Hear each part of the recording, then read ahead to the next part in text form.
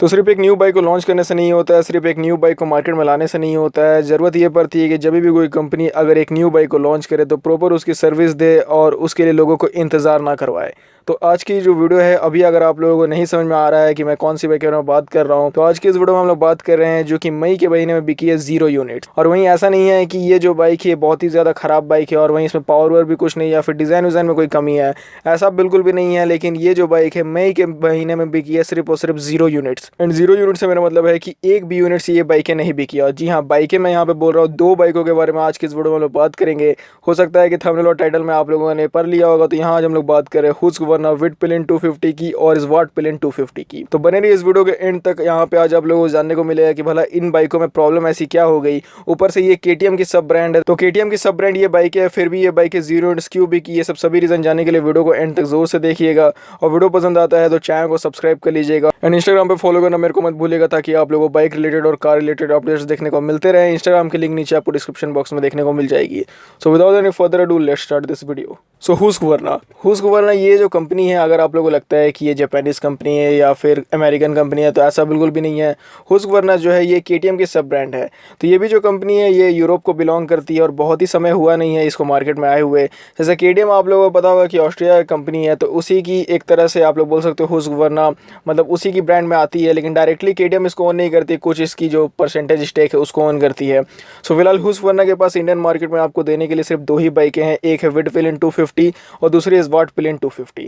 दोनों ही जो बाइकें हैं दोनों में आपको मिलता है 250 सीसी का इंजन, और वही वाला 250 सीसी है जो कि आपको मिलता है ड्यूक 250 में। इनफैक्ट डोमिनार 250 में भी यही वाला इंजन है, लेकिन उसमें पावर और टॉर्क थोड़ा सा कम है। विटपिलिन 250 और स्वाटपिलिन 250 में सिमिलर पावर फिगर आपको देखने को मिलेगी जैसा कि आपको मिलता है ड्यूक 250 में। So before deep diving into the video, यहाँ पे मैं आप लोगों को प्राइस बता देता हूँ कि इन दोनों ही बाइकों की प्राइस कितनी है। तो अभी जब मैं इस वीडियो को रिकॉर्ड कर रहा हूँ तो विटपिलिन 250 की जो प्राइस है वो है 2,46,500 rupees on road new Delhi में, और वहीं स्वाटपिलिन 250 को लोगे तो उसकी जो प्राइस है वो है 2,45,000। सो 1,000-2,000 रुपये का इनमें हमेशा से गैप रहता है। कभी विटपिलिन की प्राइस चली जाती है ऊपर और कभी स्वाटपिलिन की प्राइस ऊपर चली जाती है, डिपेंडिंग अपॉन देयर डिमांड। तो जैसा डिमांड रहता है तो 1-2 हज़ार रुपये का गैप आपको देखने को मिलता है। एंड अभी जब मैं इस वीडियो को बना रहा हूँ तो हुस्कवर्ना 250 को अगर आपको लेना है, चाहे कोई भी इनकी 250 विटपिलिन या स्वाटपिलिन, दोनों ही 250 मॉडल्स को अगर आप लोगों को लेना है तो 10 से 12 हफ्तों का आपको इंतजार करना पड़ेगा। जी हाँ, 10 से 12 हफ्तों का। करेंटली ये जो दोनों ही बाइकें हैं ये आउट ऑफ स्टॉक है। हो सकता है कि आपको अपनी डीलरशिप में डेमो वाली बाइक देखने को मिल जाए, लेकिन ऐसा मैं आपको नहीं बोल सकता कि ये दोनों बाइकों को आपको टेस्ट ड्राइव करने के लिए भी मिल ही जाएगी, क्योंकि होता ये है कि जब डीलरशिप्स के पास स्टॉक खत्म हो जाती है तो वो जो टेस्ट ड्राइव वाली व्हीकल है उसको भी सेल आउट कर देती है। इसीलिए उनका जो स्पीडोमीटर वाला केबल रहता है, खासकर कंपनियां उनको मतलब डीलरशिप वाले उनको निकाल कर रखते हैं। तो टेस्ट ड्राइव वाली भी गाड़ियों को जो डीलरशिप है वो बेच देती है हल्का फुल्का डिस्काउंट करके। तो जी हाँ, 10 से 12 हफ्तों का यहाँ पे वेट है, और ये जो वेट था ये मई में भी चल रहा था। अगर मई में भी किसी ने अगर हुस्कवर्ना की डीलरशिप को विजिट किया होगा तो उन लोगों को पता होगा कि भाई ये जो बाइकें हैं ये करेंटली आपको नहीं मिलेगी। तो 10 से 12 हफ्ते आप लोग समझ सकते हो कि एक महीने में लगभग 4 हफ्ते होते हैं। तो आपको यहाँ पे आप लोगों को 2.5 से 3 महीने का वेट करना पड़ेगा, चाहे स्वाटपिलिन 250 लो चाहे विटपिलिन 250 लो, क्योंकि अभी ये एकदम स्टॉक में है नहीं। इसके पीछे क्या रीज़न है, कहीं इसमें कुछ चिप की कमी है या फिर इनका किसी चीज़ में मेल फंक्शनिंग हो रही है या कोई पार्ट्स नहीं आ रही है। तो अभी ऐसा कंपनी ने कुछ भी नहीं बताया, लेकिन सिर्फ ये पता है कि हुस्कवर्ना की जितनी भी बाइकें हैं, जितनी क्या 2 बाइकें हैं इन लोगों के पास, 10 से 12 हफ्तों का आपको वेट यहाँ पे करना होगा। सो 20 से 30 साल की एज ग्रुप वाले लोग ये सब बाइकों को ज़्यादा लेना पसंद करते हैं। टू बी वेरी ऑनेस्ट, अगर मेरी को कोई बोले कि भाई ये बाइक आपको पसंद है इसको ले लो, मैं तुमको डिस्काउंट दे दूंगा, लेकिन फिर बाद में ये बोले कि भाई नहीं इसके लिए 3 महीने वेट करना पड़ेगा, तो भाई मैं 3 महीने क्यों वेट करूँ, अनलेस वो मेरी ड्रीम बाइक ना हो तो। अब हुस्कवर्ना स्वाटपिलिन और विटपिलिन अगर किसी की ड्रीम बाइक होगी तब तो बात अलग है, लेकिन for a regular customer and for a rational customer यहाँ पे कोई 2.5-3 महीने वेट नहीं करेगा। तो मैं में भी यही हाल थी दोनों ही बाइकों की, जिसकी वजह से लोगों ने इंटरेस्ट नहीं दिखाया और लोगों ने बोला कि जाओ पहले स्टॉक लेके आओ तब लेंगे बाइकें। एंड जैसे कि वीडियो की स्टार्टिंग में मैंने आप लोगों को बोला कि सिर्फ बाइक लॉन्च करने से नहीं होती है, लोगों को बाइक से रूबरू करवाना पड़ता है, उसकी प्रॉपर सर्विस देनी पड़ती है, उसकी हमेशा स्टॉक मेंटेन करनी पड़ती है। कभी कुछ सिचुएशन में स्टॉक अगर नहीं भी रहे तो समझ में आता है, जैसे कि अभी पिछले साल क्या हुआ था आप लोगों को पता है, जितनी भी सेमीकंडक्टर चिप्स है जो कि कारों में लगती थी उनका बहुत ही ज़्यादा ग्लोबल शॉर्टेज हो गया था, जिसकी वजह से हर कार जो है वो आउट ऑफ स्टॉक चली गई थी। डिमांड बहुत ज़्यादा जा रही थी लेकिन सप्लाई नहीं हो पा रही थी। तो बाइकों में उतना ज़्यादा तो सेमीकंडक्टर चिप का ज़रूरत नहीं पड़ता। हाँ, मैं ऐसा नहीं बोलूँगा कि नहीं पड़ता, सेमीकंडक्टर चिप जो होता है वो हर जगह लगता है, चाहे वो कुछ भी चीज़ हो। हल्का फुल्का भी इलेक्ट्रॉनिक आइटम हो तो उसमें आपको सेमीकंडक्टर का यूजेस देखने को मिलेगा ही। But as far as I know, मेरे को पता है कि हुस्कवर्ना के साथ सेमीकंडक्टर वाला तो अभी प्रॉब्लम नहीं हुआ है। एंड वही ऑन दी अदर हैंड, ये जो दोनों बाइक है ये आपको केटीएम की ही डीलरशिप में मिल जाती है। कोई जगह पे आपको अलग से डीलरशिप्स इनके लिए देखने को मिल जाए, लेकिन ज़्यादातर आपको केटीएम की ही डीलरशिप पे ये दोनों बाइकें देखने को मिलेगी। तो केटीएम को ऐसी इंडिया में सक्सेस नहीं मिली। केटीएम बहुत ही समय से इंडिया में स्ट्रगल किया। केटीएम आई थी इंडिया में 2008 से, फिर बाद में 2012 में अपनी पहली बाइक को लॉन्च किया पूरा मार्केट और स्टडी करके। सो इसे हुस्कवर्ना तो इन्हीं की सब्सिडी कंपनी, तो इतना ज़्यादा इनको मार्केट रिसर्च करने की जरूरत ना पड़ा। लेकिन यहाँ पे लोगों को लगता है कि भाई हुस्कवर्ना की अगर बाइकें लेंगे तो सर्विस कहाँ मिलेगी, तो ये एक बहुत ही बड़ा इशू है। और ये बात सच भी है कि सर्विस कहाँ मिलेगी। बहुत सारी हुस्कवर्ना की जो बाइक है इसकी जो सर्विस है ये केटीएम की डिश मतलब जो सर्विस सेंटर वहाँ पे हो जाती है। लेकिन अब जिनके यहाँ केटीएम के भी सर्विस सेंटर नहीं और वो हुस्कवर्ना की अगर बाइक उठा लेंगे तो भला उनको सर्विस कहाँ मिलेगी।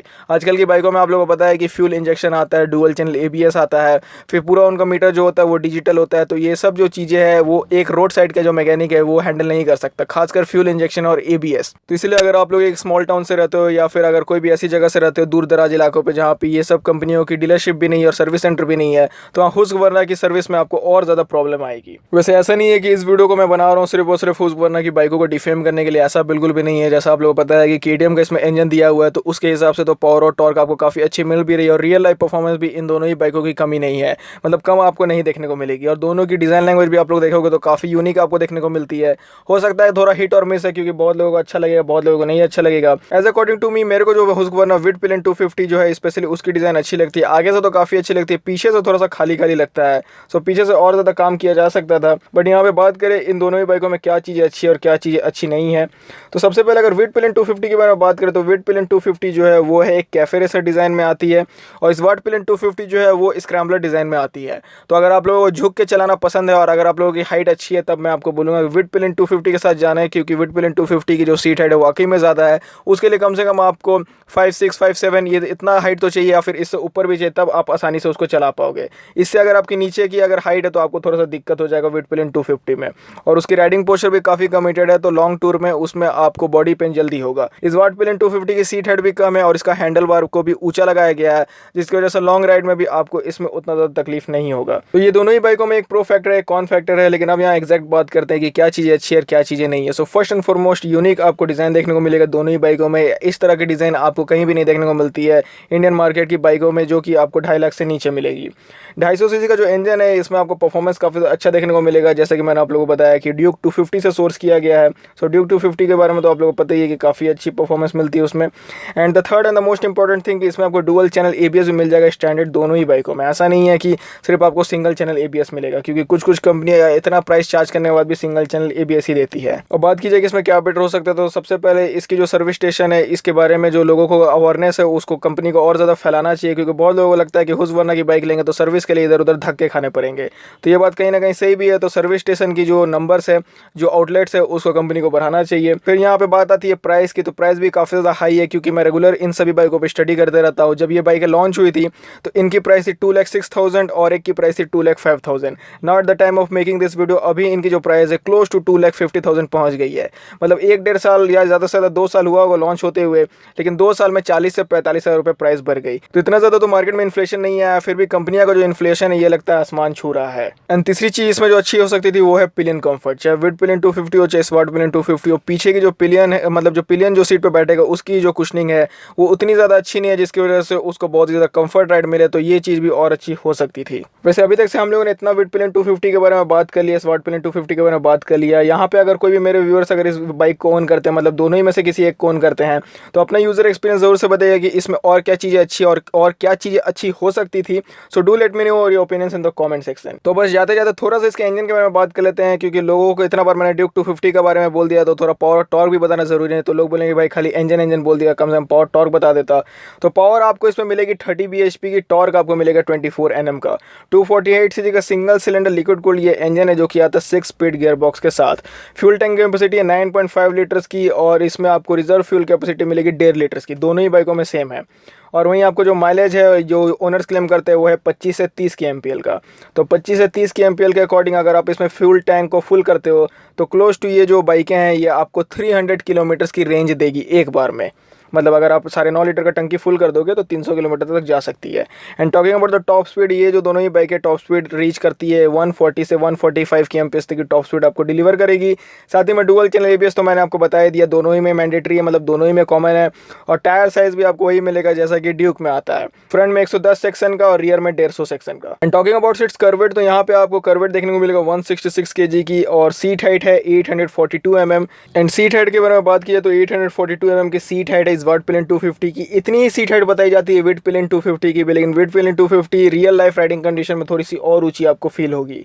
और करवेट हल्का फुल्का विड प्लेन 250 का ज़्यादा है, मतलब 1 kg ज़्यादा, 166 kg है उसका, 165 kg था इस वाट प्लेन का। यहाँ पे सभी इन्फॉर्मेशन मैंने आपके साथ शेयर कर दी है, वरना विड प्लेन 250 और वाट प्लेन 250 दोनों ही की, एक है कैफे रेसर और दूसरी है स्क्रैम्बलर। तो आप लोगों को समझ में आ गया होगा कि इन दोनों बाइकों में क्या चीज़ें मिलती है, क्या चीज़ें नहीं मिलती है। साथ ही में मई की जो सेल्स रिपोर्ट थी वो भी मैंने आपको बता दिया कि इन दोनों ही बाइकों को कॉम्बाइन करके 0 यूनिट्स मतलब टोटल सेल हुई है। टोटल क्या मतलब 0 यूनिट्स है, तो अब टोटल इसमें क्या हुआ, विड प्लेन भी 1 यूनिट्स भी सेल नहीं हुई और इस वाट प्लेन भी 1 यूनिट सेल नहीं हुई है। तो इसलिए अगर आप लोग ऐसा सोच रहे हो कि कोई एक बाइक नहीं सेल हुई होगी, तो ऐसा नहीं है, दोनों को मिलाकर भी 1 यूनिट्स नहीं सेल हुई है। अब इसके पीछे का जो मेजर रीज़न मेरे को लग रहा है वो यही है कि आउट ऑफ स्टॉक ये दोनों बाइकें हैं, जिसकी वजह से लोग 2.5-3 महीने तो इंतजार नहीं करेंगे। लोग सोचेंगे कि भाई जब 2.5 लाख रुपए तक लगा रहे हो तो उसमें 5-10 हज़ार रुपये और लगा के ड्यूक 250 को ही ले लेते हैं।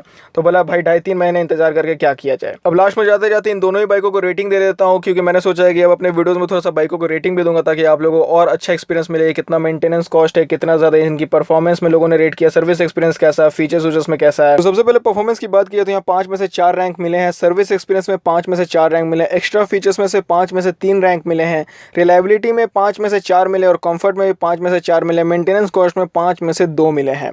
तो मेंटेनेंस थोड़ी सी इसकी हाई है, एंड साथ ही में लोगों को मेंटेनेंस में थोड़ी सी दिक्कत भी आती है, क्योंकि जो छोटे टाउन में रहते हैं उनको सर्विस नहीं मिलती, इसी की वजह से मेंटेनेंस और साथ ही में इसके जो पार्ट्स है वो भी थोड़े एक्सपेंसिव है, इसलिए लोगों ने मेंटेनेंस में थोड़ा सा इसको रैंक कम किया है। सो फिलहाल यही रेटिंग थी इन दोनों ही बाइकों की। तो फिलहाल आज के इस वीडियो में इतना ही। आप लोग जरूर से बताएं कमेंट सेक्शन में कि ये वीडियो आपको कैसा लगा। आपको जितनी भी मेरे न्यू वीडियोस है आपको यही चैनल पर देखने को मिलेगी, तो इस चैनल को जरूर से सब्सक्राइब कर लीजिएगा, क्योंकि अभी जो मेन चैनल है उस पर फिलहाल अभी कोई वीडियो आने वाली है नहीं।